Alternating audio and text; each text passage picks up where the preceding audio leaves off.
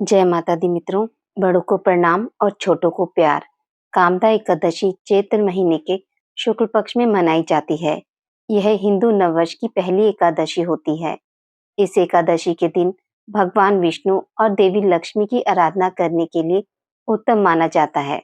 पौराणिक मान्यताओं के अनुसार जो भक्त पूरी श्रद्धा और विधि विधान के साथ कामदा एकादशी का व्रत करता है, उसकी सारी इच्छाएं पूरी हो जाती हैं। मान्यताओं के अनुसार यह भी कहा गया है कि यदि सुहागन स्त्रियां कामदा एकादशी का व्रत रखती हैं, तो उन्हें अत्यंत सौभाग्य की प्राप्ति होती है। यदि कामदा एकादशी के व्रत को सच्चे मन एवं श्रद्धा से किया जाए, तो सारे पापों से मुक्ति मिलती है एवं कष्टों का निवारण होता है। चलिए अब सुनते हैं कामदा एकादशी की व्रत कथा। धर्मराज युधिष्ठिर कहने लगे, हे भगवान, मैं आपको कोटि कोटि नमस्कार करता हूँ। अब आप कृपया करके चैत्र शुक्ल एकादशी का महात्म्य कहिए।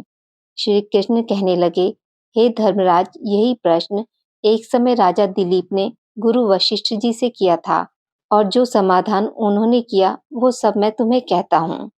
प्राचीन काल में भोगीपुर नामक एक नगर था। वहां पर अनेक ऐश्वर्य से युक्त पुंडरीक नामक एक राजा राज्य करता था। भोगीपुर नगर में अनेक अप्सरा, किन्नर तथा गंधर्व वास करते थे। उनमें से एक जगह ललिता और ललित नाम के दो स्त्री पुरुष अत्यंत वैभवशाली घर में निवास करते थे। उन दोनों में अत्यंत स्नेह था, यहाँ तक कि अलग अलग हो जाने पर दोनों व्याकुल हो जाते थे। एक समय पुंडरीक की सभा में अन्य गंधर्वों सहित ललित भी गाना गा रहा था। गाते गाते उसको अपनी प्रिय ललिता का ध्यान आ गया और उसका स्वर भंग होने के कारण गाने का स्वरूप बिगड़ गया। ललित के मन के भाव जानकर कारकोट नामक नाग ने पद भंग होने का कारण राजा से कह दिया। तब पुंडरीक ने क्रोधपूर्वक कहा कि तू मेरे सामने गाता हुआ अपनी स्त्री का स्मरण कर रहा है, अतः तू कच्चा मांस और मनुष्य को खाने वाला राक्षस बनकर अपने किए कर्म का फल भोग। पुंडरीक के श्राप से ललित उसी क्षण महाकाय विशाल राक्षस हो गया। उसका मुख अत्यंत भयंकर, नेत्र सूर्य चंद्रमा की तरह प्रदीप्त तथा मुख से अग्नि निकलने लगी। उसकी नाक पर्वत की कंदरा के समान विशाल हो गई और गर्दन पर्वत के समान लगने लगी। सिर के बाल पर्वतों पर खड़े वृक्षों के समान लगने लगे तथा भुजाएं अत्यंत लंबी हो गई। कुल मिलाकर उसका शरीर 8 योजन के विस्तार में हो गया। इस प्रकार राक्षस होकर वह अनेक प्रकार के दुख भोगने लगा। जब उसकी प्रियतमा ललिता को यह वृतांत मालूम हुआ, तो उसे अत्यंत खेद हुआ और वह अपने पति के उद्धार का यत्न सोचने लगी। वह राक्षस अनेक प्रकार के घोर दुख सहता हुआ घने वनों में रहने लगा। एक बार ललिता अपने पति के पीछे घूमती घूमती विंध्याचल पर्वत पर पहुंच गई, जहां पर रिंगी ऋषि का आश्रम था। ललिता शीघ्र ही रिंगी ऋषि के आश्रम में गई और वहां जाकर विनती भाव से प्रार्थना करने लगी।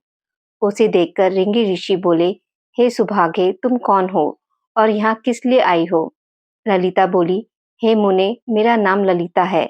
मेरा पति राजा पुंडरीक के श्राप से विशालकाय राक्षस हो गया है। इसका मुझे महान दुख है। उसके उद्धार का कोई उपाय बतलाइए। रिंगी ऋषि बोले, हे गंधर्व कन्या, अब चैत्र शुक्ल एकादशी आने वाली है, जिसका नाम कामदा एकादशी है। इसका व्रत करने से मनुष्य के सब कार्य सिद्ध होते हैं।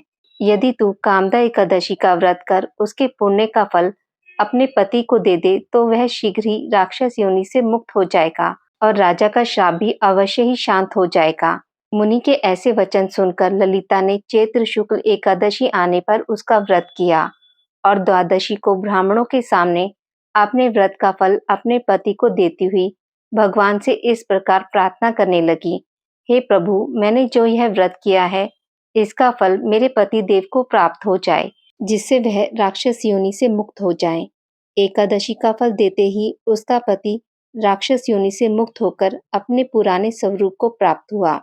फिर अनेक सुंदर वस्त्र आभूषणों से युक्त होकर ललिता के साथ विहार करने लगा। उसके पश्चात वे दोनों विमान में बैठकर स्वर्गलोक को चले गए।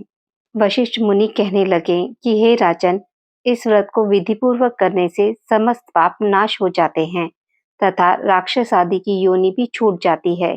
संसार में इसके बराबर कोई और दूसरा व्रत नहीं है। इसकी कथा पढ़ने या सुनने से वाजपेयी यज्ञ का फल प्राप्त होता है। आज की इस वीडियो में बस इतना ही। मित्रों, अगर आपको मेरी वीडियोस पसंद आती हैं तो इसे लाइक और शेयर ज़रूर करें और पूजा पाठ से जुड़ी जानकारी के लिए मेरे चैनल को सब्सक्राइब करना ना भूलें। धन्यवाद।